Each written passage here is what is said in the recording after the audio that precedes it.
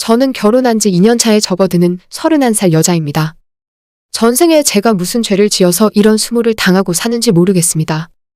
정말 너무 억울하고 분해서 지금도 자다가 소리를 지르며 일어나요. 사람의 탈을 쓰고 어쩌면 그렇게도 못 되쳐먹었는지 지금도 이해가 안 갑니다. 저는 어릴 적부터 몸이 약했어요. 저혈압에다가 빈혈기가 있어서 학교 다닐 때도 여름날 야외 활동하다가 기절하는 경우가 종종 있었습니다. 학교에서도 유명했고 제 친구들은 다 알고 있어서 항상 저를 배려해줬어요. 건강하지 못한 몸이라서 주변에 피해를 끼치는 것 같아서 트라우마로 남았습니다. 성인이 되고 난 이후로는 그래도 운동도 열심히 하고 체력을 기르며 관리했더니 예전보다는 조금 나아졌어요. 그래도 회사에서 연속으로 야근을 한다거나 더운 여름날에 무리를 하면 아직도 핑핑 돌고 정신을 잃는 경우도 가끔 있습니다. 남편은 같은 회사에서 만나서 결혼했기 때문에 제 이런 체질을 알고 있었어요. 연애할 때는 제가 너무 약해 보인다며 지켜주고 싶다고 난리였습니다. 제 건강상의 문제는 남편은 크게 신경 쓰지 않았지만 시댁 식구들, 특히나 시어머니는 굉장히 걱정을 많이 하셨어요. 나중에 아이 낳을 때도 건강하지 못한 제가 문제가 될 거라며 반대를 하셨습니다. 하지만 남편의 설득과 저도 열심히 운동하고 건강관리하겠다며 설득을 거듭해서 끝내 결혼 승낙을 받아낼 수 있었어요. 남편과 결혼한 이후에는 한 번도 쓰러진 적은 없었습니다.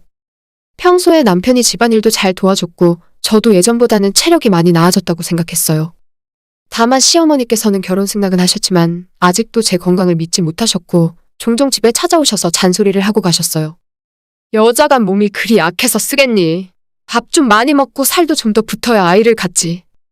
항상 살찌라는 말씀을 하시면서 혀를 찢찢 하시는 게 시어머니의 입버릇이었고 저는 나름대로 많이 먹고 규칙적으로 운동을 하고 있었지만 몸무게가 40kg 정도 나가는 저는 체중이 늘지 않는 게 가장 큰 스트레스였습니다. 스트레스를 받고 짜증이 났지만 그때까지만 해도 시어머니가 저를 걱정해서 하는 말이라고 생각하면서 참아 넘겼어요. 어렵게 한 결혼이라서 처음부터 제가 죄인이 된 것 같은 기분이었고 건강하지 못한 저 때문에 가정에 불화가 생기는 걸 원하지 않았습니다. 그때부터 일부러 잘 들어가지도 않는 밥을 더 많이 우겨 넣었습니다. 살이 찌면 시어머니도 저를 더 이상 미워하지 않을 거라는 생각이었고 마치 음식에 집착하는 사람처럼 하루에 3끼 챙겨 먹고 중간중간 간식도 먹고 퇴근하고 집에 돌아와서는 야식도 시켜 먹었습니다. 속에서 받지 않는 음식을 억지로 밀어넣으니 당연히 소화장애가 생겨났고 날마다 야식을 먹고 늦게 잠들었더니 수면장애도 생겨서 힘들었어요. 제가 너무 민감한 타입이라 그런지 몸이 힘드니까 살이 더 빠졌습니다. 운동을 안 하고 밥만 먹으면 너무 몸이 망가질 것 같아서 열심히 운동도 했지만 근육도 잘 안 붙고 체중도 늘어나지 않았어요. 남들이 볼 때는 사치스러운 고민을 한다고 생각할 수도 있을 거예요. 실제로 제 친구들에게 살찌고 싶어서 제가 하고 있는 노력들에 대해 이야기한 적이 있었는데 아무도 공감을 못 하더라고요. 맛있는 거 마음껏 먹으면 자연스럽게 살이 찔 텐데 왜 걱정하냐면서요. 심지어는 제가 마르고 날씬하다는 걸 돌려서 자랑한다고 생각하며 뒤에서 욕하는 친구들도 생겨났습니다. 그 사실을 안 뒤로부터는 절대로 친구들에게도 제 고민을 이야기하지 않았어요. 결혼 1년이 넘어서부터 시어머니의 잔소리는 더 심해졌습니다. 남편과 아이를 조금 늦게 갖자고 합의했어요. 맞벌이를 해서 돈을 더 모으고 싶었고 제가 다니는 회사가 육아휴직을 쓸 수는 있는데 아무래도 진급을 하는 데 있어서는 불리한 게 있었기 때문에 아이 갖는 걸 조금 뒤로 미루고 일을 더 하고 싶었습니다. 남편도 동의했고 일단 둘이서 열심히 모아 집을 사는 것이 먼저라고 생각했어요. 하지만 시어머니는 아이를 미루는 것에 불만이 많으셨고 그 원인을 저에게 있다고 생각하셨나 봐요. 결혼 2년 차에 접어들면서 더 잔소리가 심해지시고 집착도 많았습니다. 우리 집에 자주 오셔서 살림살이 간섭도 많이 하시고 제가 먹고 있는 식단에 대한 잔소리도 많이 하셨어요. 그 정도가 심해져서 체중 검사까지 하자고 하시더라고요. 제가 그것만은 도저히 자존심이 상해서 못하겠다고 했더니 그럼 네가 건강관리를 알아서 잘했어야지 라고 하시더군요. 옆에 있던 남편이 말리는 바람에 다행히도 체중검사 이야기는 대충 넘어갈 수 있었지만 그때쯤부터 저는 스트레스를 너무 많이 받아서 몸 상태가 날이 갈수록 안 좋아지기 시작했습니다. 음식에도 더 집착하고 많이 먹었고 먹다가 토하는 일도 잦았어요. 체중은 오히려 결혼 초기보다도 더 줄어들어 37kg가 됐고 남편도 걱정이 많았습니다. 오죽했으면 헬스장 트레이너 선생님도 운동할 체력이 안 되는 것 같으니 집에서 잘 먹고 쉬다가 다시 나오라고 하실 정도였으니까요.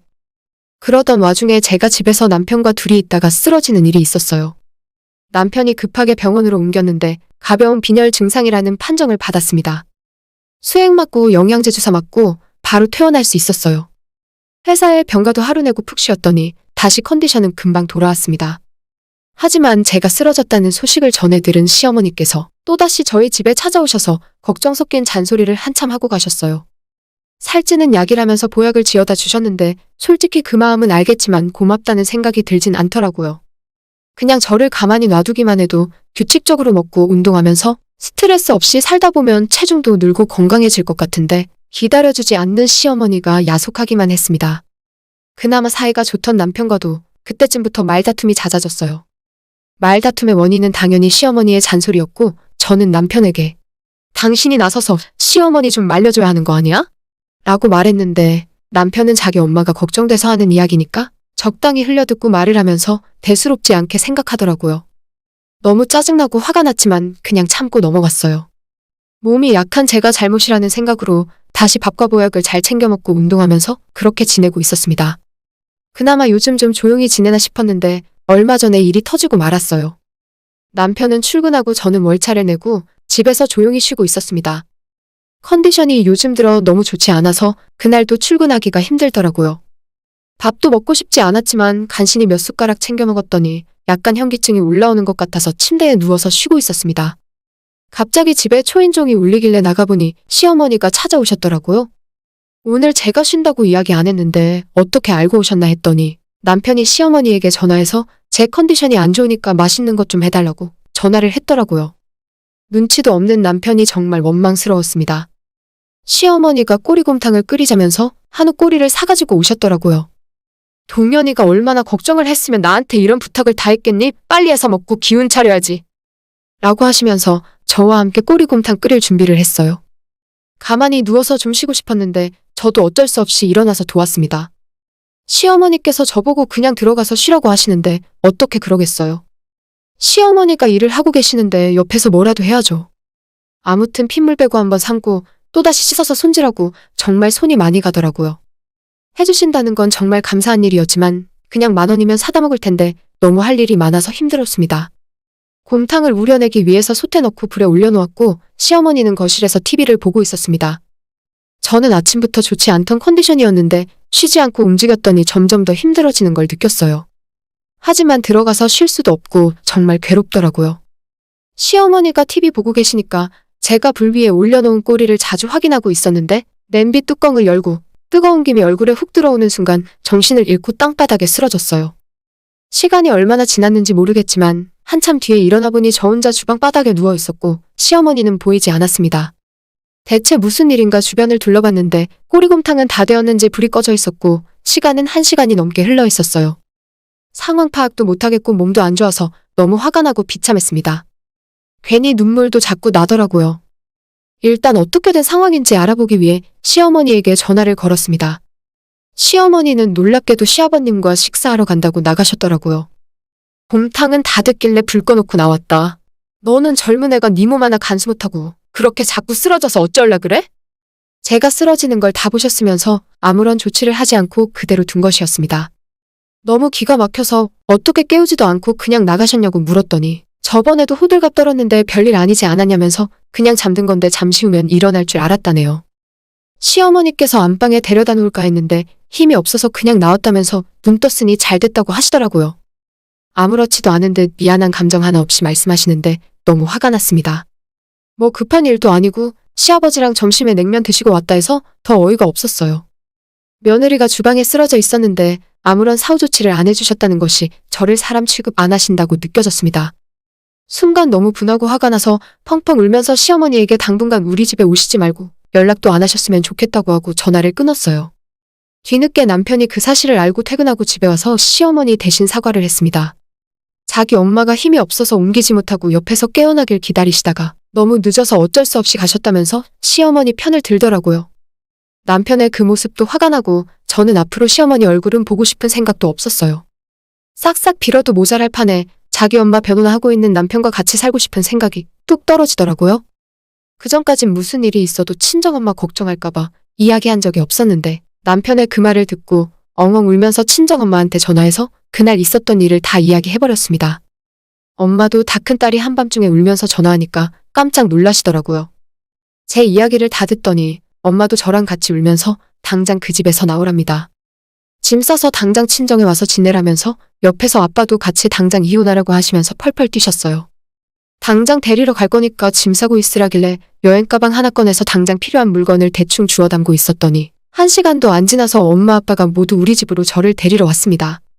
남편이 친정 부모님께 죄송하다고 빌었지만 우리 부모님들도 한 성질 하시거든요. 김서방, 이따위 대접받으려고 내 딸 데려갔나? 사람이 죽을 뻔했어. 이 일에 대해서 책임을 물을 거고 내 딸이랑 다시 살 생각 추호도 하지 마. 변명 따윈 들을 생각도 없이 엄마 아빠를 따라 친정으로 왔습니다. 다음 날 시어머니가 직접 제게 전화해서 미안하다고 자기는 별일 아닌 것 같아서 그냥 두고 온 건데 제가 상처받았으면 사과한다면서 전화를 하셨습니다. 하지만 솔직히 사과받고 싶지도 않았고 다시 남편과 시어머니 얼굴 보면서 결혼 생활 계속하고 싶은 생각도 들지 않더라고요. 우리 부모님도 그 집안에 내 딸 못 보낸다면서 완고한 입장이셨습니다. 남편은 당연히 이혼할 생각 없다면서 조금 더 생각해보고 결정하라고 하는데 시간을 얼마나 끈다고 한들 제 마음이 변하진 않을 것 같네요. 차가운 주방 바닥에서 눈을 떴을 때 제가 얼마나 스스로 비참하고 분했는지 그 마음의 상처가 없어지지 않을 것 같습니다. 남편과는 다음 주에 만나서 마지막으로 이야기를 하려고 해요. 다시 합쳐서 잘 살아볼 생각은 전혀 없고 앞으로 어떻게 이혼을 진행했으면 좋겠는지 그 이야기를 할 생각입니다. 솔직히 말해서 시어머니가 저를 괴롭히려고 하신 게 아니라는 건 알고 있어요.